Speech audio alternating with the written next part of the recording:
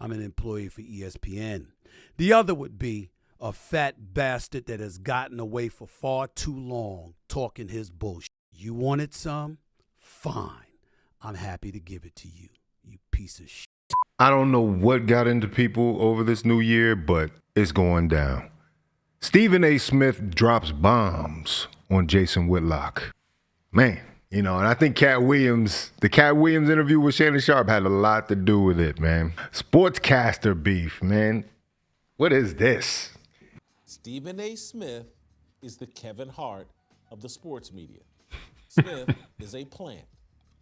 Disney and ESPN installed Smith at the top of the sports media world because his inadequacies as a journalist make him easy to control. Wow. When I listen to Cat Williams talk about Kevin Hart and Steve Harvey, my mind immediately drifted to Stephen A. Smith's memoir. Smith's story just doesn't add up. What they're not telling is I only played one game because I cracked my kneecap. 1.5 points per game. How do you average that in one game? Oh. Is there a 1.5 pointer in Division II basketball? How do you do it? Had to play multiple games. It can't be done. Fine, nigga. It's an impossibility. And I know I'm not great at math, but you can't average 1.5 points a game in basketball in one game. Bone cracked in half. My first year at Winston-Salem State. Are there two Stephen Smiths that played at Winston-Salem State? Because one guy, according to the stat sheet, played 9 games, and the guy on TV is saying he never played a game. The guy on the right is Big House Gaines, the coach, who again, Stephen A. Smith in his memoir claims that, Big House Gaines. Who does Stephen look like that? I sat in his office and we talked, and he was my mentor, and he's my guide, and he's. So Jason kind of smoked him on that little thing, but of course, word got back to Stephen A. Smith.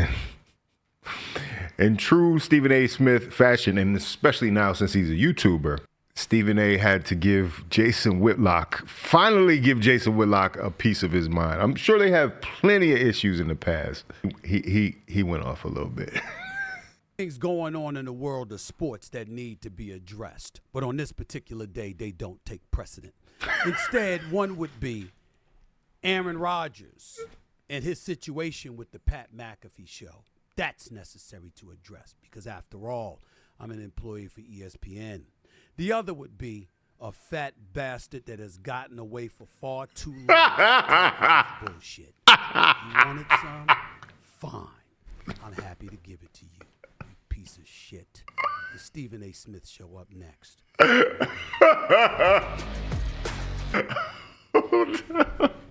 Hold up. He hit Stephen A.'s trigger point. He hit him in that kneecap. Stephen is mad, hopping mad. Yo, what's going on, man? This is what we doing now. Hey, y'all are supposed to be. I'm gonna be honest with you. Y'all are supposed to be mature adults, but why are y'all going back and forth like this? The mud, in the mud. Stephen A. ESPN. Now, well, you know what it is? Like I said, we're gonna have a before Cat Williams, after Cat Williams situation. Because not only are they in it for the ratings, but they're pulling no punches at all. And please do not allow this to be a reflection on my character because this is not how I act every day. But I mean it from my soul when I say this is the worst human being I've ever known. Wow. I don't know of another human being worse than Jason Whitlock. He is a piece of shit. He's Damn. the dude that's going to have a funeral and ain't going to be no pallbearers. Oh, my gosh. It's cold. Might be 2 people to show up. He's that dude. He is the absolute worst. And he lies. And he incriminates. And he tries to set people up to fail, to big up himself because he can't do it on his own. He had a television show. He failed. He's had opportunities one time after another. He doesn't measure up. And now he's coming at the big dog. And let me tell you something right now. I am the big dog. I ain't the only one. I cannot imagine as a black man, knowing our history, anything worse than a white supremacist. That is, until Jason Whitlock came along.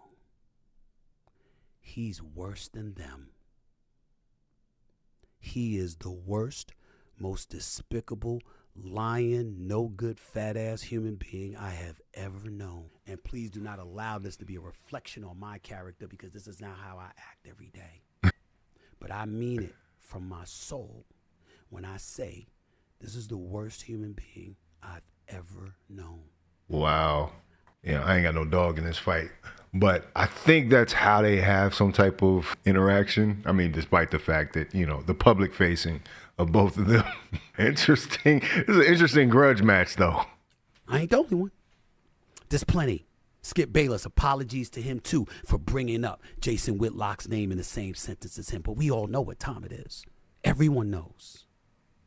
All the executives at all the networks, they know what a piece of shit he is. Wow. And they begged me not to do this. Even my pastor, A.R. Bernard, said, I'm not happy about it. You get the pastor involved. Now and then we got to do what we got to do.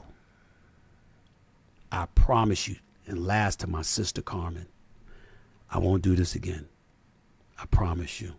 I know you cringing. You didn't want me to do this. I'm sorry, sis. It was necessary. Sorry. He's so dramatic. Shit. A no of the worst order. That's who he is. And I want to make sure everybody knows that.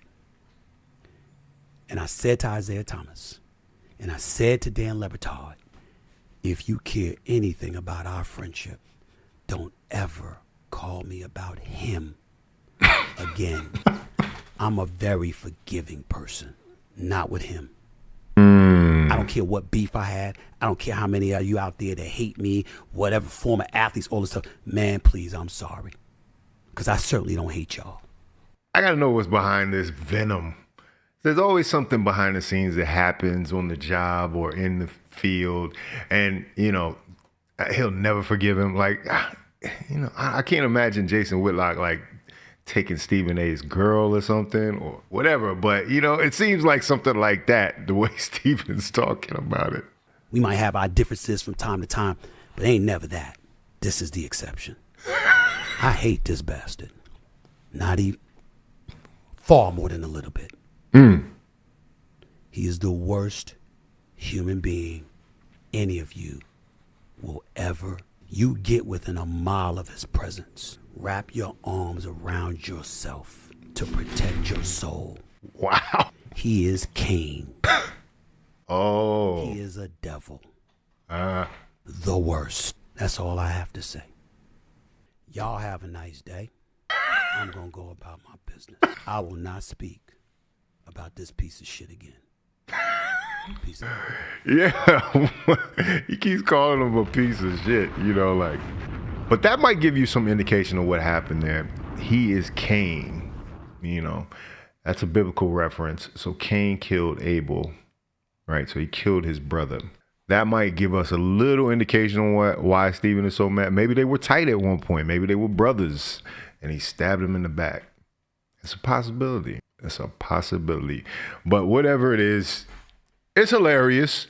This is a long-standing feud, apparently. This is probably early 2000s. I'm a person that believes Mid-2000s. in second chances. I think America is the land of second chances, except for when it comes to this dude, Mr. Jabba the Hutt, you fat, slovenly, no good. So this is a long-standing feud. This is Hatfields and McCoys, the Stephen A. Smiths and the Whitlocks. This is the best PR that your boy Jason Whitlock could get. I'm just going to say. They're all doing him a favor by talking about him, but here goes Shannon Sharp, Stephen A.'s co-host. Right. I don't mess with him. I don't mess with him. He knows I don't mess with him. He likes to bring my name. You know, Fox tried to feed him some information about this and that, and he threatened. I don't get into all that. I just look. I know who I am. I know what I am. Okay, y'all say all y'all little stuff because see the problem that he has with me, and this is what a lot of people have that are journalists. You see, I can sit at the desk on ESPN, or I did it at Fox, and I can do what they do. They could never live in my world. They could never play pro sports. So now, not only could I play sports and I was damn good, I can sit across and I'm more entertaining. I'm more informative. I'm more educational than you. And see, those that can do, those that can't talk. You see, all they can do is talk. Do. That irks them. Yeah. It irks them that somebody from rural South Georgia with a lisp that overcame that can do this. It bothered them. Okay, this is a little different. This might be kind of why. It says, you betrayed me. Did you tell them that?